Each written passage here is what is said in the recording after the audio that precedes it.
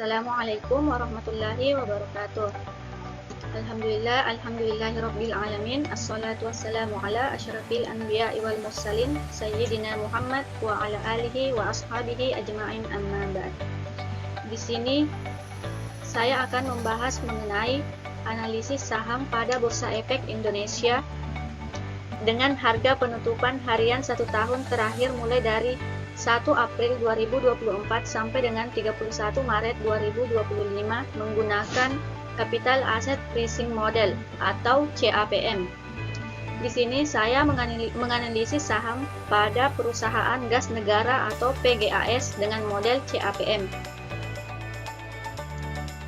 Saya dari kelompok 5 pada mata kuliah Matematika Pasar Modal dengan nama Rahmasari dan NIM 60600122042.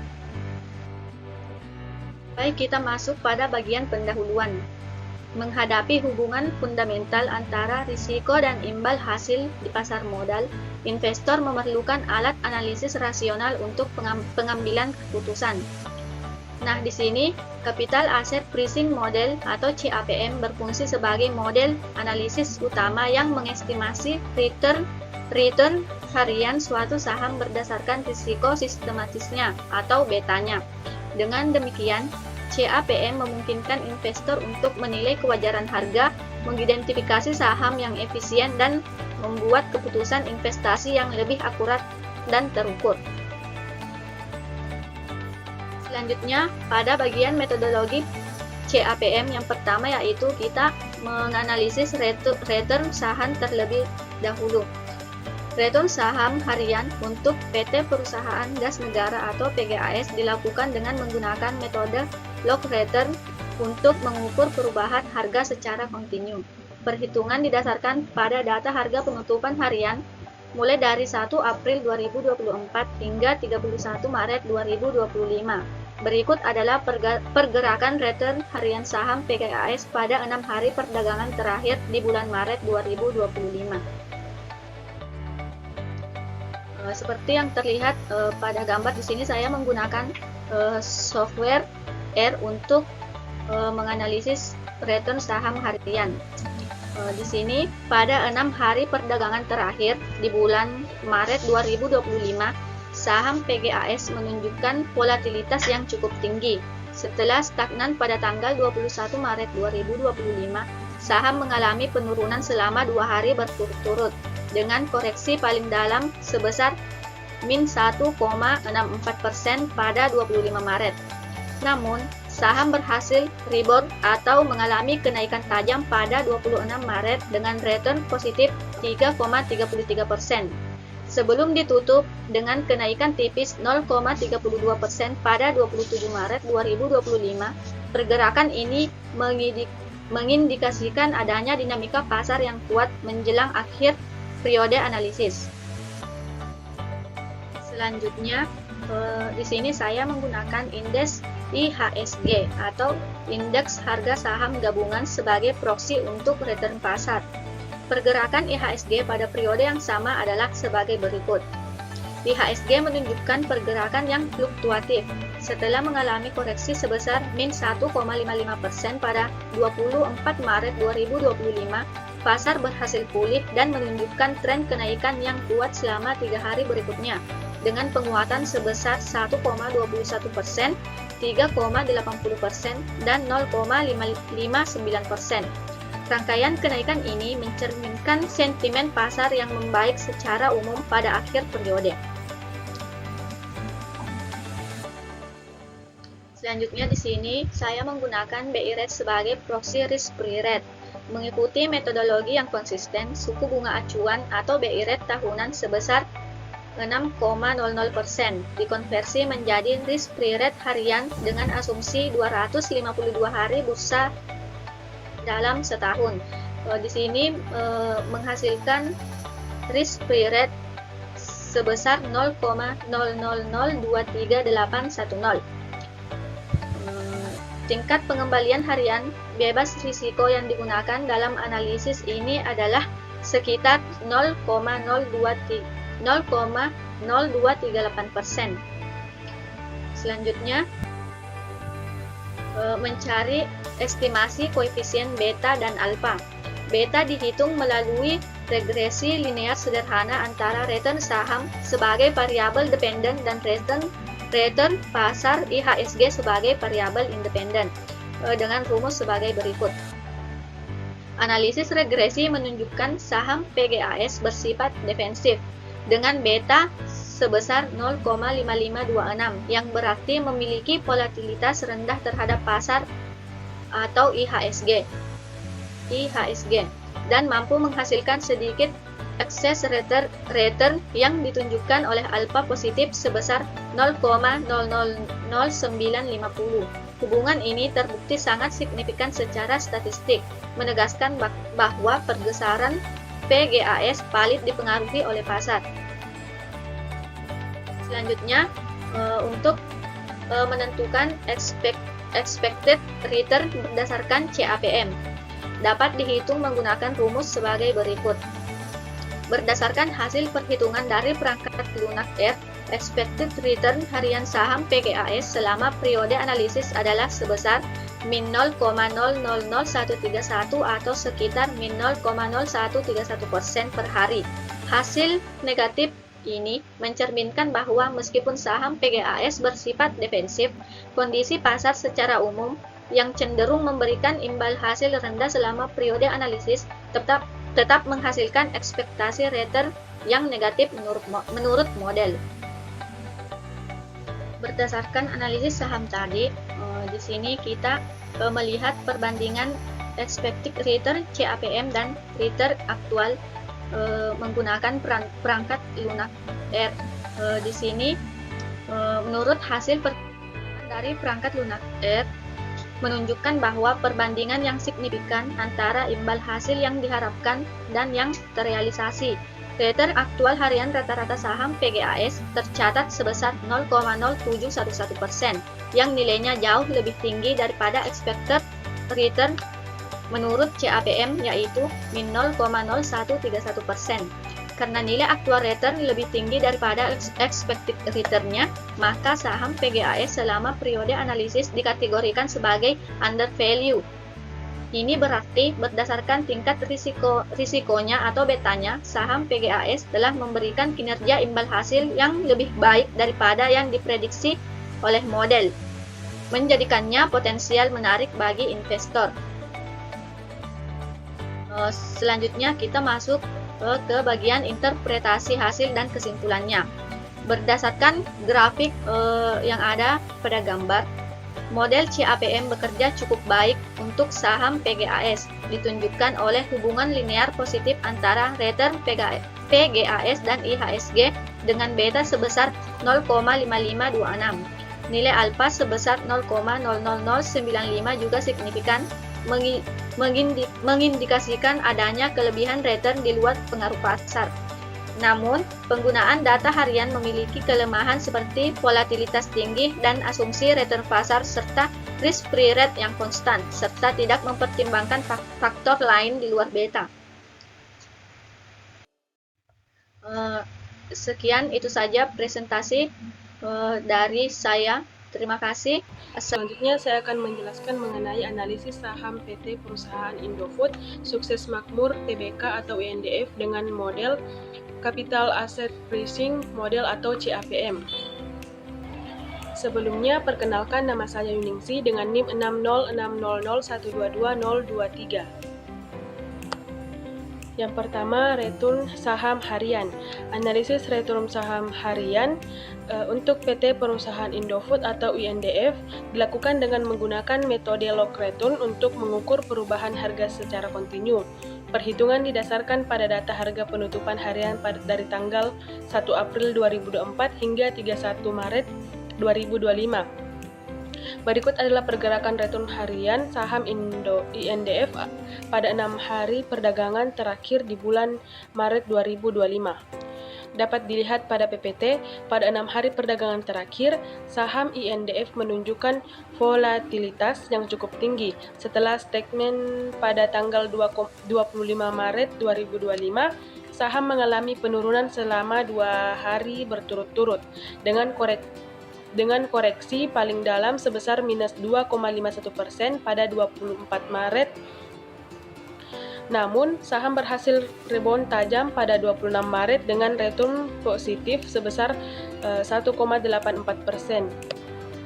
Sebelum ditutup dengan kenaikan lanjutan sebesar 2,53% pada 27 Maret. Pergerakan ini mengidentifikasikan adanya dinamika pasar yang kuat menjelang akhir periode analisis. Selanjutnya, estimasi koefisien beta dan alfa.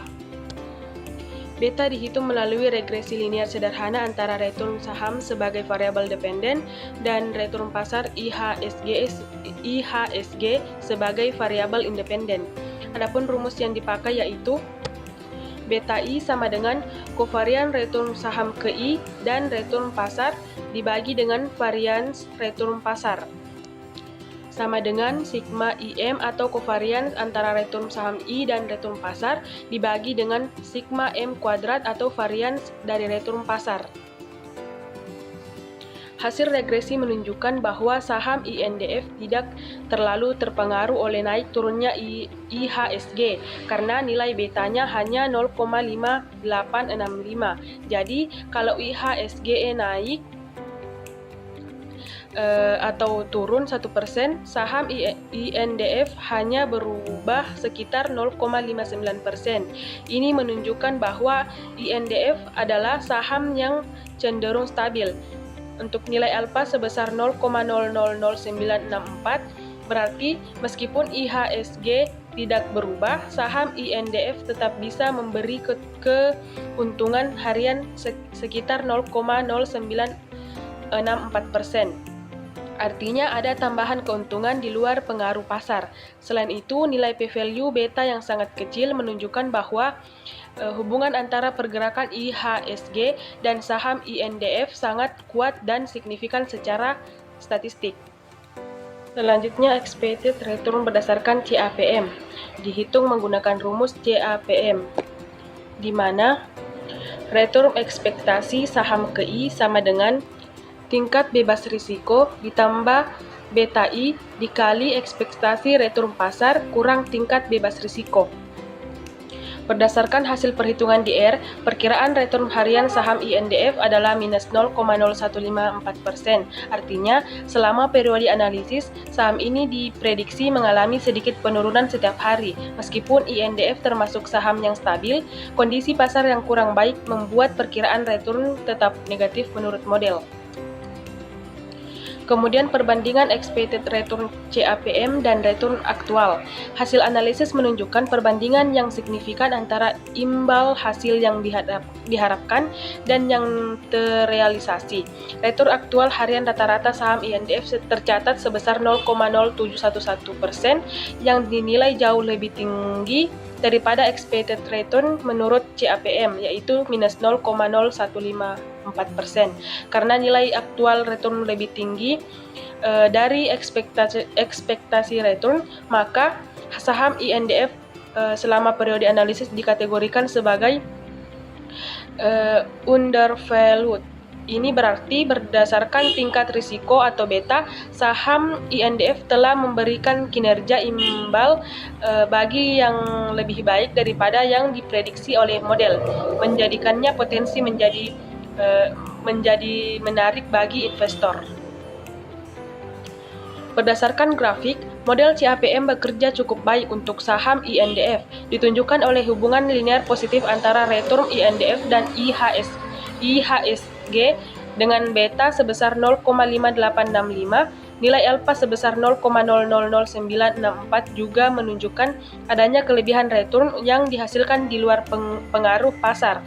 Meskipun demikian, pengaruh data harian memiliki keterbatasan seperti volatilitas tinggi, asumsi return pasar dan suku bunga bebas risiko yang konstan, serta tidak mempertimbangkan faktor lain di luar beta yang bisa mempengaruhi return saham. Itulah penjelasan yang dapat saya sampaikan. Lebih dan kurangnya mohon dimaafkan. Baik, saya akan melanjutkan presentasi dari teman kelompok saya, yaitu analisis saham PT Telkom Indonesia Persero Tbk TLKM dengan model CAPM. Perkenalkan, nama saya Umul Kahaira dengan NIM 606001220499. Yang pertama, return saham harian. Analisis return saham harian untuk PT Telkom Indonesia Persero Tbk (TLKM) dilakukan dengan menggunakan metode log return untuk mengukur perubahan harga secara kontinu. Perhitungan didasarkan pada data harga penutupan harian pada tanggal 1 April 2024 hingga 31 Maret 2025. Berikut adalah pergerakan return harian saham TLKM pada 6 hari perdagangan terakhir di bulan Maret 2025. Pada 6 hari perdagangan terakhir, saham TLKM menunjukkan volatilitas yang cukup tinggi. Saham mengalami penurunan selama 2 hari berturut-turut dengan koreksi paling dalam sebesar minus 1,23% pada tanggal 27 Maret. Namun, saham berhasil rebound tajam pada tanggal 26 Maret dengan return positif sebesar 4,27% sebelum ditutup dengan kenaikan tipis sebesar 0,32% pada tanggal 27 Maret. Saham tersebut memiliki aktivitas perdagangan yang tinggi dengan harga yang terus berfluktuasi, dan pergerakan ini mengindikasikan adanya dinamika pasar yang kuat menjelang akhir periode analisis.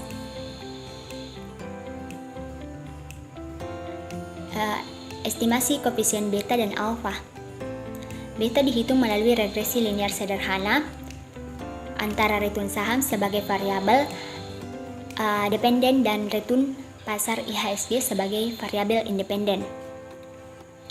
Rumusnya yaitu beta I sama dengan kovarian dari RI RM per varian dari RM sama dengan sigma IM per sigma kuadrat M.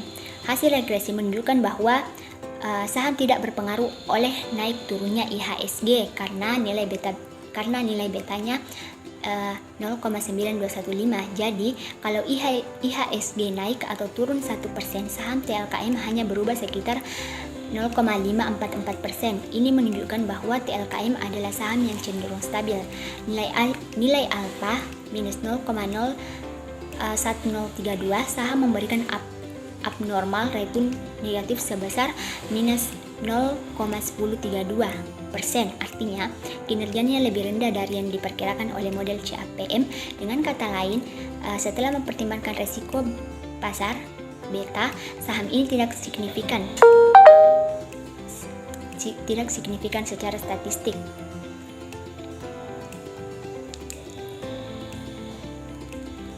Ekspektasi return berdasarkan CAPM. Berdasarkan hasil perhitungan DR, perkirakan return harian saham TLKM adalah minus 0,00379%. Artinya selama periode analisis, saham ini diprediksi mengalami sedikit penurunan setiap hari. Meskipun TLKM termasuk saham yang stabil atau defensif, kondisi pasar yang kurang baik membuat perkiraan returnnya tetap negatif menurut model. Perbandingan ekspektasi return dan return aktual. Hasil analisis menunjukkan perbandingan yang signifikan antara imbal hasil yang diharapkan dan terrealisasi. Return aktual harian rata-rata saham TLKM tercatat sebesar minus 0,1032% yang nilainya jauh lebih tinggi daripada ekspektasi return menurut CAPM, yaitu minus 0,379%. Karena nilai aktual return lebih tinggi daripada nilai ekspektasi return, maka saham TLKM selama periode analisis dikategorikan sebagai undervalued. Ini berarti berdasarkan tingkat risiko betanya, saham TLKM telah memberikan kinerja imbal hasil yang lebih baik daripada yang diprediksi oleh model, tetapi meski lebih tinggi, tetap bernilai negatif. Interpretasi dan kesimpulan.